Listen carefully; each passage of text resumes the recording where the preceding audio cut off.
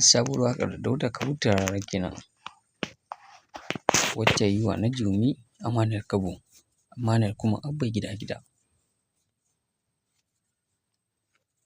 Lallai babu shakka wannan ita ce sabuwar waƙar Dauda kawutu Rarara, babban mawaƙin nan wanda ya shahara a faɗin Najeriya gaba ɗaya, wanda kuma ya kasance yana waƙar siyasa a lokacin da ya sako wannan zazzafar waƙar ta Najume Amanar Abba gida.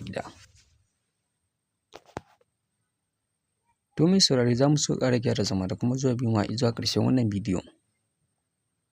Sannan za mu so wannan ne ziyartarka na farko wannan channel namu mai albarka. Da ka danna mana subscribing sannan ka danna mana alamar ƙararrawar sanarwa. Domin hakan shi ne zai baka damar samun labarin da mun ɗora akai.